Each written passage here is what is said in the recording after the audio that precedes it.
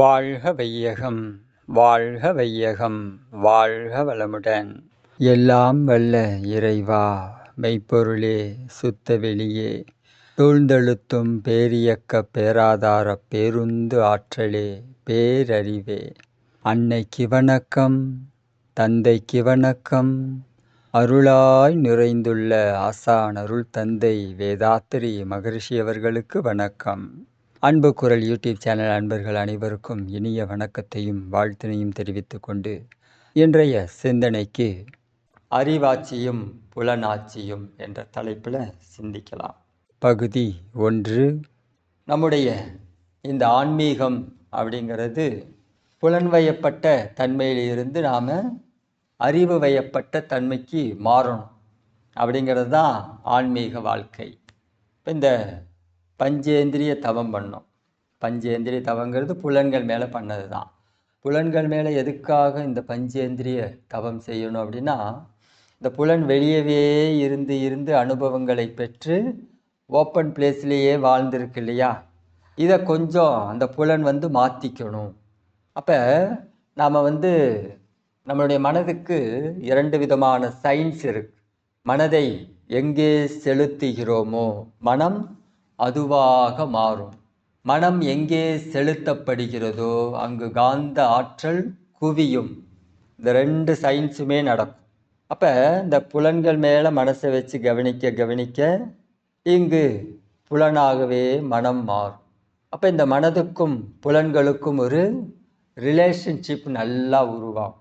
இந்த மனசு சொல்கிறத புலன்கள் கேட்கும். அப்போ இந்த ஒரு இடத்துல மனசை வச்சு கவனிக்க கவனிக்க காந்த ஆற்றலும் குவியுதா. அப்போ இந்த புலன்களுக்கு நாம் இப்படித்தான் இருக்கணுமா, நாம் நல்ல முறையில் நம்மளுடைய இயல்பான தன்மையை நோக்கி மாறலாமே அப்படின்னு அதுக்கும் என்ன ஆகும், தோணும். அதுக்குள்ளேயும் இன்னர் ட்ராவல், அதுக்கும் இன்ட்யூஷன் ஒர்க் ஆகும். அப்போ இந்த விஷயத்தெல்லாம் புலன்களும் மாற்றிக்கிறதுக்கு தயாராகும். அதுக்கு தான் இந்த பஞ்சேந்திரிய தவத்தை மகரிஷி கொடுத்துருக்காங்க. தோல் மேலேயும் நாக்கு மேலேயும் மூக்கு மேலேயும் கண்ணு மேலேயும் காதுகள் மேலேயும் தவம் பண்ணிட்டு ஆக்கினை துரியம்னு வரும். இப்போ ஆக்கினைங்கிறது நம்மளுடைய உடல் கட்டுப்பாட்டு மையம், பிட்யூட்டரி கிளாண்ட். துரியம் அப்படிங்கிறது பீனியல் கிளாண்ட், மனக்கட்டுப்பாட்டு மையம். இப்போ இந்த உடலையும் மனதையும் அதனுடைய கண்ட்ரோலில் கொண்டு வர்றதுக்காக இந்த புலன்கள் மேலையெல்லாம் தவம் பண்ணி உடல் தன்மையிலிருந்து அறிவுத்தன்மைக்கு நம்முடைய மனதை உயர்த்தக்கூடிய முயற்சி தான் பஞ்சேந்திரிய தவம். இதுக்கு நாம் இன்னும் கொஞ்சம் வெவ்வேறு முறையிலையும் முயற்சி பண்ணலாம். புலன்களை மற்ற நிலைகளில் பயன்படுத்தும் போது கொஞ்சம் நுணுக்கமான பயிற்சிகளை கொடுத்தோம் அப்படின்னா இந்த புலன்கள் கொஞ்சம் கொஞ்சமாக தன்னை மெருகேற்றி கொள்வதற்கு, தன்னுடைய இயல்பான தன்மையை நோக்கி நகர்வதற்கு தயாராகும். இப்போ தோல் மேலே தவம் பண்ணோமா, தோல் மேலே தவம் பண்ணுறோம், தோலினுடைய தன்மை மாறும். தோள்களில் உள்ள எல்லா செல்களுக்கும் ஆற்றல்கள் ஊடுருவும். இது தவத்தில் நடக்கக்கூடிய நிகழ்ச்சி. இப்போ மற்ற நேரங்களில் நாம் இந்த புலன்களுக்கு நுணுக்கமான பயிற்சிகளை கொடுக்கணும். அதில் தோலுக்கு என்ன பண்ணலாம் அப்படின்னா, இப்போ நல்லா வெயில் அடிக்குதுன்னு வச்சுக்காங்க, நாம் அந்த வெயிலில் நின்றுட்டு ஒரு ஹாலுக்குள்ளே வர்றோம் அல்லது நம்ம வீட்டுக்குள்ளேயே வர்றோன்னு வச்சுக்காங்க. உடனே போய் ஃபேனை போட்டு 5ல் வச்சு இந்த வெப்பத்தை, டெம்பரேச்சரை, ஹீட்டை குறைக்கணுங்கிறதுக்காக முயற்சி பண்ணுறோமா? அப்படி செய்வதை தவிர்க்க வேண்டும். உடம்பு ஹீட்டாக இருக்குது, நாம் ஒரு 2லையோ 3லையோ ஃபேனை வச்சுட்டு அப்பையும் காற்று வருது, ஆனால் நம்மளுடைய பாடியினுடைய டெம்பரேச்சர் அந்த காற்றை ஃபீல் பண்ண முடியாத அளவுக்கு அதிகமாக இருக்குது. அப்போ நாம் என்ன சொல்லணும், இந்த தோலுக்கிட்ட உடம்புக்கிட்ட கொஞ்ச நேரம் அமைதியாக இரு, இப்போ இந்த காற்று வரும், அது வரைக்கும் கொஞ்சம் அமைதியாயிரு. இப்போ கொஞ்சம் நேரம் ஆக ஆக ஆட்டோமேட்டிக்காக பாடியினுடைய டெம்பரேச்சர் குறைய குறைய அந்த காற்று நமக்கு போதுமானதாக இருக்கா? இப்போ 5ல் வச்சு தான் இதை வந்து நாம் மாற்றணுங்கிற அந்த முனைப்பில் நாம் ஒர்க் பண்ணக்கூடாது. அதை கொஞ்சம் மாற்றிக்கணும். அமைதியாக இரு, வரும். இந்த காற்றை உணர்ற அளவுக்கு நீ உன்னை தயார் பண்ணிக்க, வெயிட் அண்ட் சி அப்படின்னு அதை அமைதியாக இருக்க சொல்லி, அதுக்கப்புறம் கொஞ்சம் நேரம் ஆயிடுச்சுன்னா அது மாறிடும். இது மாதிரி நாம் எப்போவுமே பழகணும். பழகுனாதான் இந்த ஸ்பரிச தன்மையிலிருந்து மனம் அறிவாட்சி தரத்தோடு இயங்கிறதுக்கு தயாராகும். இல்லாட்டி அது போக்கில் போயிட்டே இருக்கும். இதை கொஞ்சம் நாம் மாற்றிக்கணும்.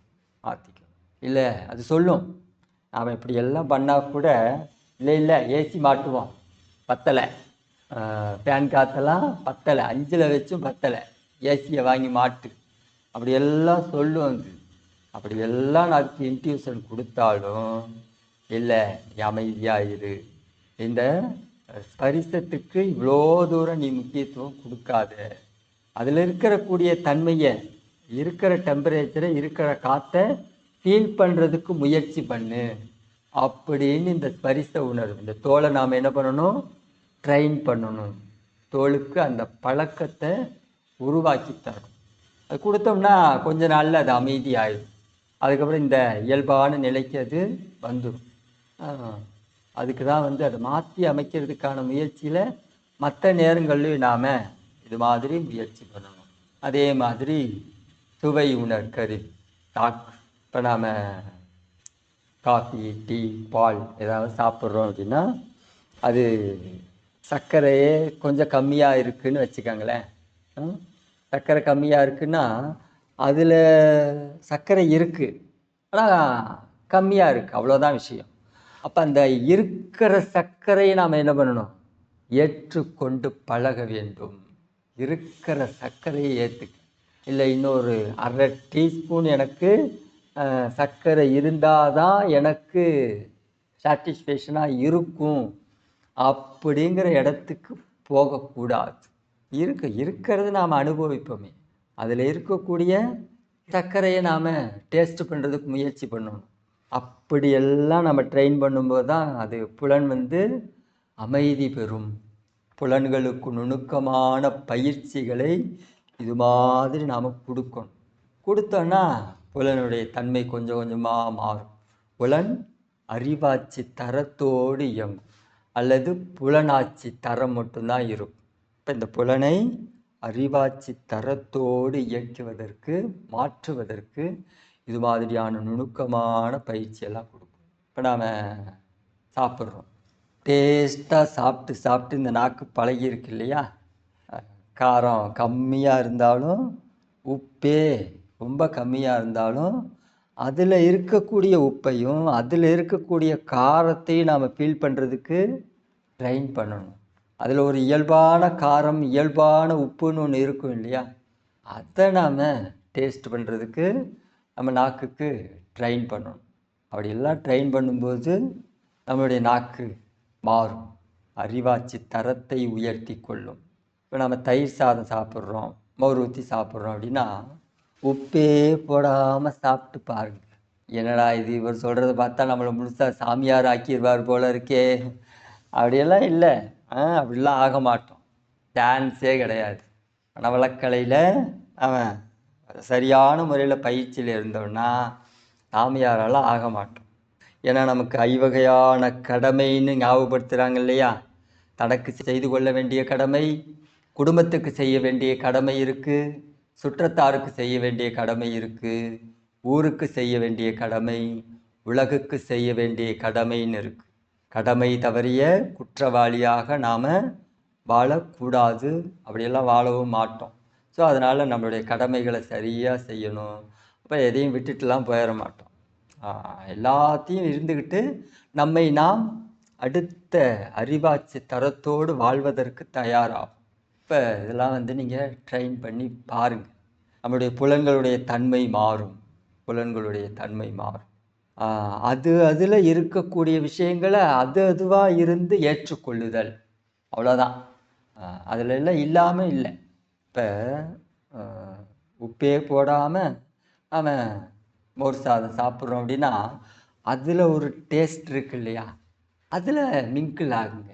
அதை நமக்குள்ளே அதை இணைச்சிக்கிட்டு அதுக்கு அதோட தன்மையோடு நாம் நம்மளை வாழ பழக்கணும். அப்படி எல்லாம் பண்ணோம் அப்படின்னா அந்த நாக்கினுடைய தன்மை மாறும், நாக்கினுடைய தரம் மாறும், அறிவாட்சி தரம் உயரும். அதே மாதிரி நம்ம வந்து சுத்தமாக நல்லாவே இல்லை அப்படின்லாம் ஃபீல் பண்ணிடக்கூடாது. சுத்தமாக வந்து அது எந்த டேஸ்ட்டுமே இல்லாமல் தான் அன்றைக்கி வந்து வீட்டுக்காரமாக சமைச்சு கொடுத்துருக்காங்க அப்படின்னாலும் அதை என்ன பண்ணணும், அன்போடு ஏற்றுக்கணும். மகரிஷி வாழ்க்கையில் இதே சம்பவம் நடந்தது. குழம்புல லோகாம்பலம்மா லட்சுமி அம்மா 2 பேரும் என்ன பண்ணிட்டாங்க, அவங்க உப்பு போடுவாங்கன்னு நினச்சிட்டு அவங்க உப்பு போடாமல் விட்டாங்க. சரி, இவங்க சின்னவங்க உப்பு போடுவாங்கன்னு நினச்சிட்டு பெரியவங்க உப்பு போடாமல் விட்டாங்க. ஆக 2 பேருமே சேர்த்து குழம்புல உப்பு போடலை. மகரிஷி உட்காந்து சாப்பிட்டுட்டு அமைதியாக எந்திரிச்சாங்க. எந்த விதமான முகச்சுழிவு கூட ஏற்படலை. அதை உப்பு இல்லைங்கிற அந்த மன உணர்வு கூட அந்த முகத்தில் தெரியலை. அப்படி உக்காந்துட்டு எந்திரிச்சு மகரிஷி சாப்பிட்டு முடிச்சதுக்கப்புறம் இவங்க 2 பேரும் உட்காந்து சாப்பிடும்போது தான் தெரியுது, இன்னைக்கு குழம்புல நான் 2 பேருமே உப்பு போடலை அப்படின்னு. அதுக்கப்புறம் ஓடி வந்து, அம்மா என்னங்க மாமா, நான் அவள் உப்பு போடுவான்னு நினச்சி விட்டேன், அரிசியில் பார்த்தா நானும் உப்பு போடல அவளும் உப்பு போடல, கொஞ்சமாவது சொல்லியிருக்கலாமே அப்படின்னு சொல்லும்போது, எனக்கு இறைவன் கொடுத்த மிகச்சிறந்த வாய்ப்பு, உப்பு போடாமல் சாப்பிட்டுவோமே அப்படிங்கிற தன்மையோடு இருந்து சாப்பிட்டேன். 2வது, ஏதோ மறந்து தான் போடாமல் விட்டுருக்கீங்க, வேணும்னே போடலையே. அது மாதிரி வேணும்னே நடக்கலை இல்லையா, மறந்துட்டோம் அவ்வளோதானே. இதையே வந்து வேறு மாதிரி நம்ம யோசிக்கணும்.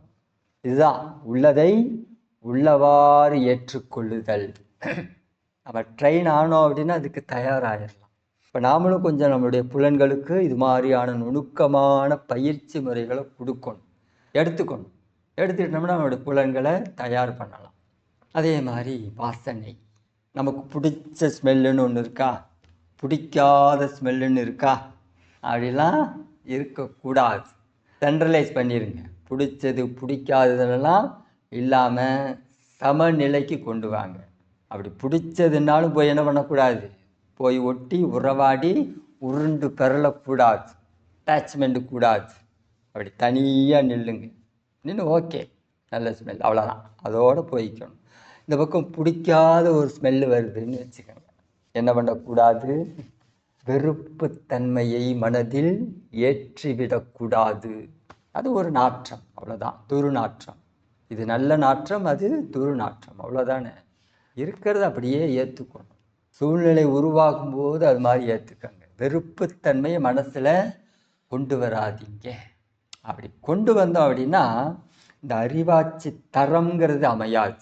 இப்போ நாம் முயற்சி பண்ணுறதெல்லாம் எதுக்குன்னா அறிவாட்சி தரத்தை உயர்த்துவதற்காக. அப்போ நாம் இந்த வெறுப்புத்தன்மையை அப்படி லைட்டாக மனசில் அப்படி ஓப்பன் பண்ணால் கூட என்ன ஆகிடும், அப்படியே கீழே இறங்கிடும். அதனால் எந்த வகையிலும் வெறுப்புத்தன்மையை நம்மளுடைய மனதில் ஏற்றக்கூடாது. ஸோ சமமாக இருந்து வாழ்ந்து பழகணும். உள்ளதை உள்ளவாறு ஏற்றுக்கொண்டு வாழ்ந்து பழகணும். இப்போ நல்ல ஸ்மெல்லு கெட்ட ஸ்மெல்லு அப்படிலாம் போகக்கூடாது. 2த்தையும் சமமாக பாருங்க, அப்படி இருக்கணும். அதே மாதிரி பார்வை உணர் கருவி, கண் என்ன பண்ணுது, அழகான காட்சி ரசிக்குது இல்லையா, இந்த உலகத்தை ரசிக்குது. அப்படிப்பட்ட தன்மையிலிருந்து இந்த கண்ணை அப்படி ரிலீஸ் பண்ணி நீ உள்ளுக்குள்ளேயும் பார்க்க கற்றுக்க. உன்னுடைய உடம்புக்குள், உன்னுடைய மனதுக்குள் உன்னுடைய உயிர் எப்படி இயங்குகிறது, உன்னுடைய மனம் எப்படி இயங்குகிறது அப்படின்னு உள்முகமாக திருப்பி விடும். இப்போ வெளியில் இருக்கிற காட்சியெல்லாம் வந்து ரொம்ப சந்தோஷப்பட்டு என்ஜாய் பண்ணி ரசித்து ருசித்து வாழ்கிறோம் அப்படின்னா நம்ம புலன் இன்பங்களில் புலனுடைய ஆட்சி தான் நடக்குதுன்னு அர்த்தம். அப்படியெல்லாம் இல்லாமல் ஓகே நல்ல இயற்கையினுடைய அமைப்பு நல்லா இருக்கு, அதுலேயும் இது எனக்கு பிடிச்ச காட்சி பிடிக்காத காட்சி அப்படிலாம் வச்சுக்க கூடாது. பிடிச்ச நபர்கள் பிடிக்காத நபர்கள் அப்படிலாம் இருக்கக்கூடாது. எல்லாத்தையும் சென்ட்ரலைஸ் பண்ணிடுங்க. மத்தியம நிலைக்கு நடுநிலைக்கு கொண்டு வந்துடுங்க. அப்படி கொண்டு வந்துட்டோம் அப்படின்னா புலன்வயப்பட்ட தன்மையிலிருந்து அறிவு வயப்பட்ட தன்மைக்கு நம்முடைய மனம், இந்த உடல் எல்லாம் கொஞ்சம் கொஞ்சமாக டெவலப் ஆகும். அதே மாதிரி ஓசை, சப்தம் கேட்குது அப்படின்னா நீங்கள் எந்த ஒரு மியூசிக்காக இருந்தாலும் சரி, அந்த மியூசிக்கில் ஒரு ஒரு சின்ன சத்தம் உள்ளுக்குள்ளே இருக்கும். அது அந்தந்த இடம் அப்படி வந்து வந்து வந்து வந்து போகும். மற்ற மியூசிக் எல்லாத்தையும் டெலீட் பண்ணிவிட்டு அந்த ஒரு சத்தத்தோடு உங்கள் மனசை கனெக்ட் பண்ணி அதை மட்டும் கேட்டுப்பாரு. எது மாதிரியான பாடலாக இருந்தாலும் சரி, விட்டு விட்டு ஒரு சின்னதாக ஒரு ஓசை இருக்கும், கண்டிப்பாக இருக்கும். எல்லா பாட்டுலேயும் இது இருக்கும். இப்போ மற்றது எல்லாத்தையும் விட்டுட்டு அதை ஒன்றை மட்டும் ஃபோக்கஸ் பண்ணி பழகுங்க. இப்படியெல்லாம் நம்மளுடைய புலன்களுக்கு ட்ரைனிங் கொடுத்தோம் அப்படின்னா புலனாட்சியிலிருந்து அறிவாட்சி தரம் உயரும். இப்போ நமக்கு நம்ம தவம் பண்ணிகிட்ருக்கோம். நேற்றே இதை பற்றி நாம் பேசணும். நம்ம தவம் பண்ணிகிட்ருக்கோம் அப்படின்னா ஏதாவது ஒரு சத்தம் டிஸ்டர்ப் பண்ணுது அப்படின்னா அதை டிஸ்டர்ப்னு நாம் என்ன பண்ணக்கூடாது, திங்க் பண்ணக்கூடாது. இதுதான் மன முரண்பாடு இருக்கிறது. அப்படியே ஏற்றுக்குவோம். அவங்களுக்கு அதை தான் சொல்லி கொடுத்துருக்கோம், ட்ரைனிங் கொடுத்துருக்கோம். இதுக்கெல்லாம் கல்கண்டு கொடுத்துட்டு என்ன சொன்னோம், இந்த புலன் அனுபவம் பெறும்போதும் மனதை புருவ மத்தியிலேயே வைத்து கொள்ளுங்கள். ஒன்று புருவ மத்தியில் வச்சுக்கலாம், அல்லது துரியத்தில் வச்சுக்கலாம். எந்த புலன் அனுபவம் பெறும்போதும், அது ஏதோ தீட்சை கொடுத்தப்ப சொன்னது, அப்போ மட்டும் இல்லை, வாழ்நாள் முழுவதும் நாம் எந்த புலன் அனுபவம் பெறும்போதும் மனசை என்ன பண்ணணும், துரியத்திலேயோ ஆக்கினையிலையோ வச்சுக்கணும். அப்போ நம்மளுடைய மனதினுடைய தன்மைகளை நாம் கொஞ்சம் உயர்த்துவதற்கான முயற்சியில் நம்மளை கொஞ்சம் ஈடுபடுத்திக்கணும். அதுவாக மாறும்னா அது என்னைக்கு மாறுறது, அதுவாக மாறும். ஆனால் காலம் பிடிக்கும். The long time process. நாம் இப்படியெல்லாம் கொஞ்சம் கொஞ்சமாக முயற்சி பண்ணோம் அப்படின்னா இப்போ 1 வருஷம் கழித்து மாறக்கூடிய மனசு ஒரு 6 மாதத்துலேயே மாறிடும். இப்படி நாம் கொஞ்சம் கொஞ்சமாக நம்ம மனதுக்கு இந்த புலன் தன்மையிலிருந்து மாற்று வழி ஏற்படுத்தி கொடுத்தோம் அப்படின்னா அது அதனுடைய இயல்பான தன்மையோடு வாழும். பாருங்கள், இப்போ மனசுங்கிறது என்னது அப்படின்னா ஒன்றி நின்று அறிவை பழக்க. எதை பழக்கிறோம், மனசை நுணுக்கமான பயிற்சியில் வச்சுக்கங்கன்னு சொல்கிறோம் இல்லையா. ஆனால் மகரிஷி இந்த கவிதையில் என்ன சொல்கிறாங்க, ஒன்றி நின்று அறிவை பழக்க. மனசு வேற இல்லை, அறிவு வேற இல்லை. அறிவுக்கு தான் நாம் ட்ரைனிங் கொடுக்குறோங்கிறாங்க. அப்படி ட்ரைனிங் கொடுக்கும்போது என்ன ஆகும் அப்படின்னா உறுதி, நுட்பம், சக்தி இவை பெருகும். உறுதி, நுட்பம், சக்தி இவை பெருகும். இப்போ இந்த ட்ரைனிங்கை நாம் நல்ல முறையில் கொடுத்தோம் அப்படின்னா அறிவுக்கு தான் பயிற்சி கொடுக்குறோம். இப்போ மனசை புலன் மேலே வச்சு கவனிக்கிறோம் இல்லையா. ஆனால் அது மனசு இல்லை, அறிவு தான். அறிவுக்கு தான் இந்த ட்ரைனிங் எல்லாம் கொடுக்குறோம். இப்போ இந்த அறிவை அறிவாகவே மாற்றுவது, புலன்வயப்பட்ட தன்மையில் இருக்கிற அறிவை அறிவு சார்ந்த நிலையில் அதனுடைய ஒரிஜினாலிட்டியோடு கொண்டு போய் கனெக்ட் பண்ணுறது, அதுதான் உண்மையான ஆன்மீகம். அந்த ஆன்மீகத்தை தான் மகரிஷி நமக்கு கொடுத்துருக்காங்க. இப்போ இதே விஷயத்த இப்போ நமக்கு ஒரு சத்தம் கேட்குதுன்னா சொன்னோம் இல்லையா, புலன் அனுபவம் பெறும்போதும் நாம் மனசை ஆகினிலேயோ துரியத்திலேயோ வச்சுக்கணும். அப்படி ட்ரெயின் பண்ண மனதினுடைய தன்மை மாறும். அப்போ அதே நேரத்தில் என்ன பண்ணக்கூடாது, இந்த வெறுப்புத்தன்மை வந்துடக்கூடாது மனசில். என்னடா இது இப்போ தான் தவறு நல்லா வந்தது, யாரோ ஒரு ஃபோன் ரிங் அடிக்கும், அப்போ தான் அதுவும் நல்ல சினிமா பாட்டாக வேற இருக்கும். அப்போ மனசு என்ன ஆகும், இந்த வெறுப்புத்தன்மை வந்துச்சுன்னா தவ முடிஞ்சுது. இப்போ தான் உங்களுக்கு ட்ரைனிங் கொடுத்துருக்கேன் இல்லையா. இப்போது ஒரு தாள ஓசை ஏற்படுத்த போகிறேன். இந்த ஓசையை உங்களுடைய புருவ மத்தி வழியாக வாங்கி கொள்ளுங்கள் சொன்னோம் இல்லையா. அதுதான் அது. அப்போ மற்ற வகையில் நம்ம தவம் பண்ணிட்டு இருக்கும்போது சத்தம்னு ஒன்று வந்துச்சு அப்படின்னா என்ன பண்ணணும்? எந்த மையத்தில் தவம் பண்ணுறோமோ அதே மையத்தின் வழியாக உள்வாங்குங்க. இப்போ ஒரு சப்தத்துக்கு அதிர்வுன்னு ஒன்று இருக்கா இல்லையா? ஒரு சப்தத்துக்கு அதிர்வுன்னு ஒன்று இருக்கு. அப்போ இந்த அதிர்வை பயன்படுத்தி நீங்கள் என்ன பண்ணலாம்? அந்த மையத்துக்குள்ள இன்னர் ட்ராவல் ரொம்ப ஈஸியாக போயிடலாம். அப்போ மற்றவங்க உங்களுக்கு ஹெல்ப் தானே பண்ணியிருக்காங்க. கதவை திறக்கிறதாகட்டும், அல்லது ஜல் ஜல் ஜல்னு கொலுசு சத்தமாகட்டும், அல்லது ரிங்டோன் ஆகட்டும், அல்லது தும்மல் ஆகட்டும், அல்லது இருமல் ஆகட்டும், இந்த சப்தங்களை எல்லாம் பயன்படுத்திட்டீங்க என்ன பண்ணலாம்? எந்த மையத்தில் தவம் பண்ணுறீங்களோ அந்த நேரத்தில் டெத்தாக உள்ளே போகலாம். அந்த அதிர்வை பயன்படுத்திட்டு உள்ளே போயிடலாம். ரொம்ப ஈஸி இது. இப்போ இவ்வளோ ஈஸியான மெத்தேடை நாம் என்ன பண்ணுறோம்? என்னடா இது இப்படி இடைஞ்சல் பண்ணுறாங்களே நினச்சி வெளியே வந்துட்டோம். இதுதான் உள்ளதை உள்ளவாறு ஏற்றுக்கொள்ளுதல். அதை அன்போடு ஏற்றுக்கங்க. அது தன்னுடைய அடுத்த கட்டத்துக்கு அது தன்னை நிலைநிறுத்தி. இப்போ இது மாதிரியான விஷயமெல்லாம் அது ஆரம்பத்திலே நம்ம சொல்லி தான் வச்சுருக்கோம். பட் நாம் என்ன பண்ணிட்டோம்? அது தீட்சை கொடுக்கும்போது மட்டும்தான் போல இருக்குது அப்படின்னு அங்கேயே நிறுத்திட்டோம். அது அங்கே மட்டும் கிடையாது, வாழ்நாள் முழுவதும் நீங்கள் ட்ரைனிங் எடுங்க. அப்படி ட்ரைனிங் எடுத்தோம் அப்படின்னா நம்முடைய மனம் நுட்பமான நிலையில் நின்று நீடித்து இயங்க பழகும். இந்த மனம்தான் மகரிஷி சொல்லக்கூடிய த ஷார்ப் மைண்ட், முனை மனம்னு பேசுவாங்க. இந்த முனை மனதை உருவாக்கி கொண்டு எல்லாத்தையும் புரிஞ்சுக்கலாம். பிரபஞ்ச தோற்றத்தில் இருக்கிற எல்லா உண்மைகளையும் நாம் புரிந்து கொள்ளலாம். இது எல்லாத்தையும் நாம் கொஞ்சம் கொஞ்சமாக ட்ரெயின் பண்ணலாம். 70, 80களில் எங்கே பார்த்தாலும் போய் கிளாஸ் நடத்தி ஒரு இடத்துல இது மாதிரி வகுப்பு முடிஞ்சிடுது, எல்லாம் கிளம்பி வெளியே போகிறாங்க.